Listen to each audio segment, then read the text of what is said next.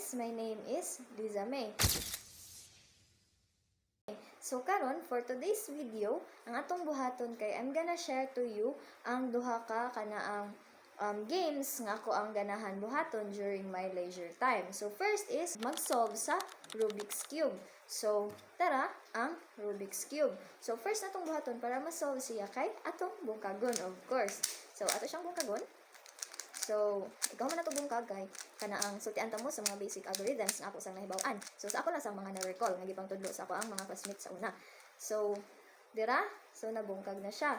Sa atong buhaton ani, kay first atong buhaton kay mangita ta sa cross. Atong buhaton kay magpormatag cross bisag unsang color. Pero ako I prefer to use yellow kay mao naman akong naandan. So, magpormatag cross.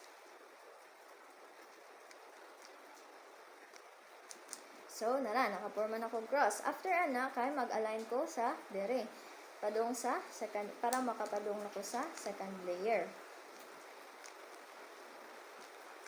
The next one, so, naporma na ang dere sa kilid. So, I'm a beginner pa ni guys. Nagsige lang kong duwa. So, ana ang level up, nagamay ako ang ranking. So, magsugod na ta sa second layer. So, sa second layer kay kanaang nakahibaw naman ko sa kanang mag-lookout. So, mao na ako ang gamiton kay para mas madali-dali ko og human sa ako ang kuan. So, I used to kanaang mag-time bitaw. Mag-time niya kanaang kuan, pero ako ang kuan din sa time kay magdan pa siya og kanaang 1 minute kapin kay nagpractice man ko di pa man kumayo kayo. So, tsara, nahuman na ang second layer. Mao na porma sa second layer. So, kaning 6 ka buok diri nga cube sad kay maporma na ni siya. So, next is ari na ta sa third layer. So, which means diri sa babaw. So, akong buhaton ani kay naani man siyang porma. So, magkuan ko og fish. Padung ko mag-fish. So, ako ra siyang gi-move ana diri paubos. Ikaw man ako ra siyang lihok-lihok, then nakaporma na din ko sa third layer sa babaw. Pero diri sa babaw, depende gid ang mga move ani. Kato kay mas dali ra to siya. So nasay uban nga magamit pa tag fish move para makaporma ta diri sa third layer. Sunod, mag-adto na ta sa fourth layer or the last touch, the finishing touch. Diri kay magamit ko og tank move. So mag-tank move ko here. So nakaporma na ko sa Rubik's Cube. So, mao na to akong nakuanan, guys. So, first, kanaang cross. Sa unsa nga color, ikaw man mag-align ka diri. Na ikaw man kay mag-second layer na ka. Ako kay nag-lookout man akong gamit, pero pwede ra sa to insert dito. Dayon sa third layer, kay pwede ka diri maggamit og fish or katunang gibali. Basta inani siya. Ang diri sa babaw man gud kay night time nga inani siya. Kana ang straight ra na sa time nga maari diri. So, ang buhaton nato kay ana ra gid siya. Ana ra gid siya. So, pagkahuman ana kay ika-fourth na or finishing touch or ngadto na sa fourth layer kay dito na ka magamit og unsa may gamiton be? Tank. So, ang tank ngadto nga algorithm mao na imong gamiton until mahuman ka. So, dito sad kay nasay ka na ang ana-ana pwede ra ka mag-ana-ana dito. Kung master na gid ka, pero kung di pa ka master, kay magsugod lang sa ka sa mga basic. Bisag dugay pa ka mahuman, at least na ay improvement. So karon kay nakakuha naman ko sa Rubik's Cube. Kas man kay sa brain cells ang Rubik's Cube, no? Kay daghan kay buhat-buhat sa kamot niya gamit sa dangatong utok. So, magluto sa ta. So, adto na ta sa kitchen. So, karon guys, nanata sa kitchen. So, akong nakit-an nga lutuon nun kay pansit canton. Pansit canton, 3 ka buok. Sa kakalamansi, das 2 ka spicy. Pagkaw man, kita pod ko og itlog. So, na itlog, 2 ka buok. So, ato na lang sa ning apilog luto.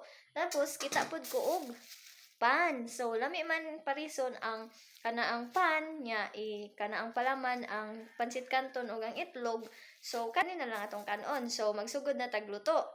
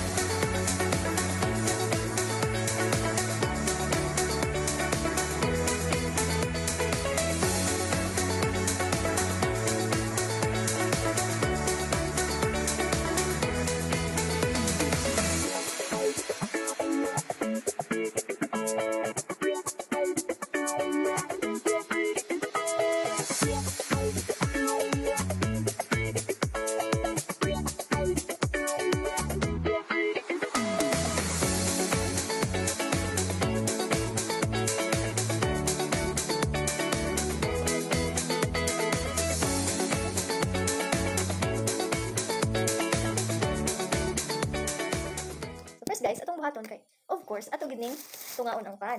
Kay ato man siyang ibutang sa tunga ang ang itlog ug ang kanton. No? So,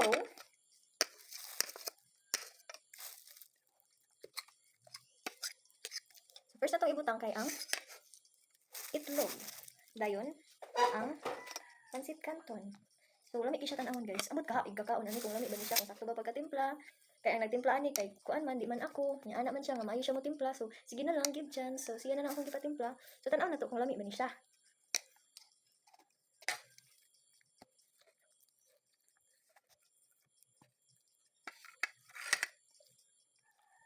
Lagi siya mo timpla guys, lami siya, lami. Ando guys, ganina ba sa Rubik's Cube? Di ba na ko ninyo sa second layer nga na atong lookout kat akong gigamit ganina. So ang tinuod nga tawag ato katong algorithm kay F2L. So mao to siya gamiton sa mga master na gamay. So mga master na kuno gamay sa basic, pero di pa gid maayo kay sa Kuna balag sila.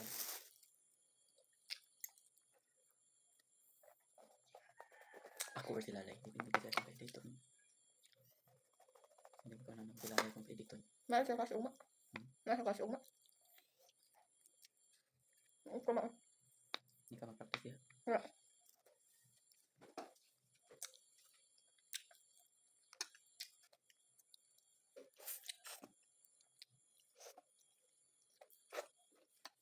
Mga 2 minutes lang. Mga 2 minutes lang.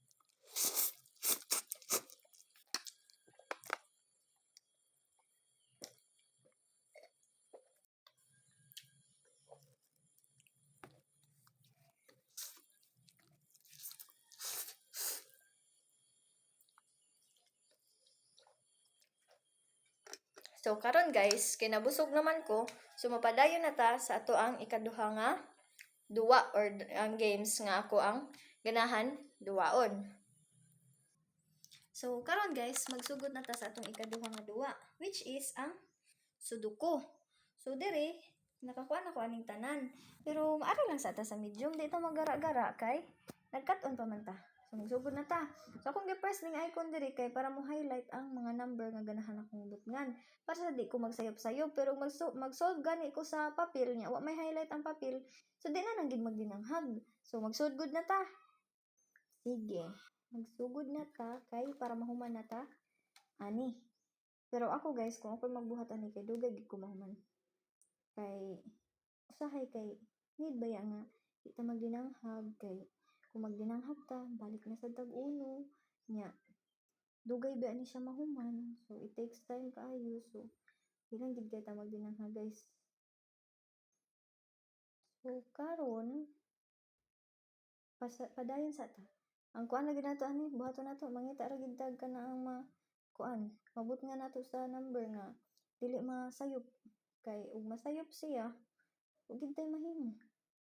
Balik gid ta samot nagmadaghan maabot nag 3 ka strike balik ta uno nya kapoy naman magsigig balik-balik uno mao nang ato ning hinay-hinayan lang para di ta masayop og daghan. Balik na ta sige ra gid tag balik-balik aning number kay di lang ta mo stuck sa usa ka number if di ta kakuha kay kung mo stuck ta mosamot kadugay ang kanaang kuan oras nato nya di pa ta kakita kung asay butanganan nya di man sa tanang oras nga atong hunch kay mukuan ani. So sige padayon ra ta sige ra tag usab-usab sa number karon na nako sa 5 pero ikaduha na ni akong balik guys. So wala padayon pwede siya mag auto complete pero wala bida-bida man ko guys. So ganahan ko nga ako ni siyang yaniun saba kay amo ang background guys kay na ay nagdukduk dito ay unsa kanilang gitrabaho dira. So kita sige padayon ra ta. So karon kay nasolve na nato. Oh perfect. So that's it for today guys. So ang ato ra gyud gibuhat no ay ako ra dayong gibuhat kay ako ra man nagbuhat. So nagkuan ra gyud sa Sudoku nag-solve nya pagkahuman sa Rubik's Cube kanira gid sila kaning duha more sa ni akong i-share ninyo karon. So sunod comment below kung unsay ganahan ninyo nga i-full vlog nako kung ang kuan ba luto-luto or kanibang Rubik's Cube nga step by step tutorial sa mga nakatunan nako nga algorithms or adto bata sa Sudoku kung unsa nga level, another level ba ato ang buhaton, nga unsa bay mga technique nga akong gigamit para makasolve ko ani. Thank you for watching. Don't forget to like, share, and subscribe. And always remember, keep your hands busy and your mind sharp. Bye-bye!